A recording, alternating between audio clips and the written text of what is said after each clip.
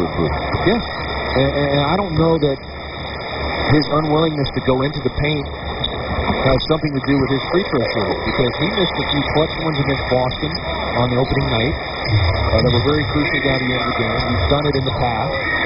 And believe me, that can stay in your mind a little bit and make you apprehensive to go in the paint. Largest lead of the game for Cleveland. Nocioni knocks down the long jumper to get the deficit for the Bulls back down to 7. Well, they're hanging tough, but again, all jump shots. They've got some great jump shooters here, but in the end, you've got to find a way to get some easy opportunities in a half-court set. And shooting just 35% from the floor. LeBron in the post again. Kept alive by Wallace. Bulls ball. Nocioni straddling the sideline. Stays in bounds. Rose right into the chest of Ben Wallace. And it'll be Bulls ball. And that's another area that Derrick Rose is not afraid to venture into. He doesn't care how big you are. He'll go to the rim. He's a great finisher, and you really can't fault this Bulls team right now with the effort level. They're going after, as you see, Ben Wallace come over and maybe a foul. I don't know. I see a guy falling his back. And Gooden can't keep it in bounds. A Chicago turnover.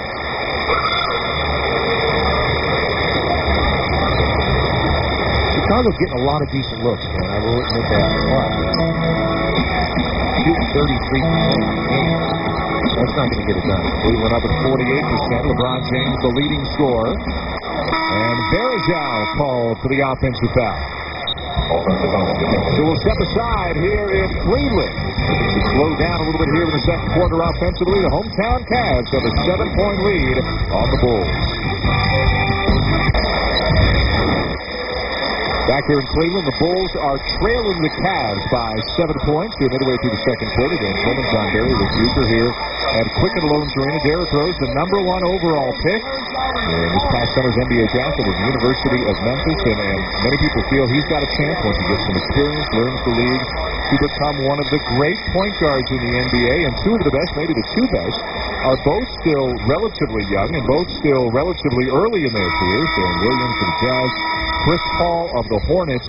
It's so early, but does Derrick Rose have the raw ability to maybe one day be in the conversation with these two guys? It's way too early right now, Dan. These two guys, like you said, may be the best, as we see him here on the cover of the ESPN mag, written by Rick Bucher. But yes, I like everything about him, and his poise.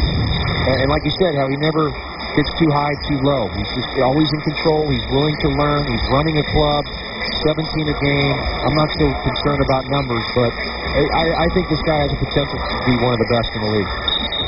Let's go to Rick Bucher with more, Rick. The most intriguing point about Chris Paul and Darren Williams is that they are such good friends. They're going to have to go through each other to get what they ultimately want, even to the point where they hang out with each other the night before games. Now, I'm guessing, JB, that you never did that, even with your brother Brent.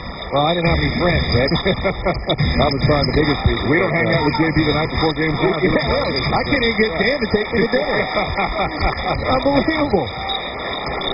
Now, you know what? I'm not for that. I don't know about spending the night. No fraternizing. Bergeau on the feed from LeBron. All right with going to dinner, but spend the night? I mean, I don't know. I think the last time I spent the night at somebody's house, I was like 10. No sleepovers in the NBA, you say.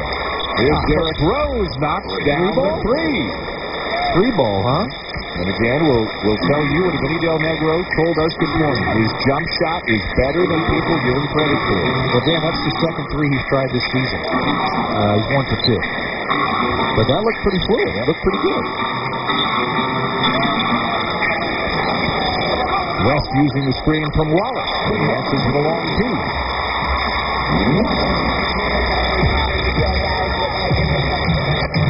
Rose, look at that crossover. I'll tell you, the rest of the Bulls, they better be looking and they better be running and playing with Derrick Rose. You can tell he wants to get this thing up tempo. That's how Memphis played. Very little structure and just go. Gordon, nice drive.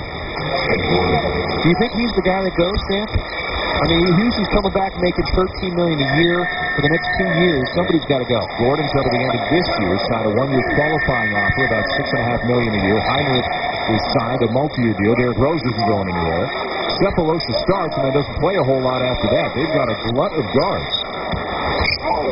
James into traffic. Off the glass and good. I don't think we've seen LeBron James take a jump shot tonight.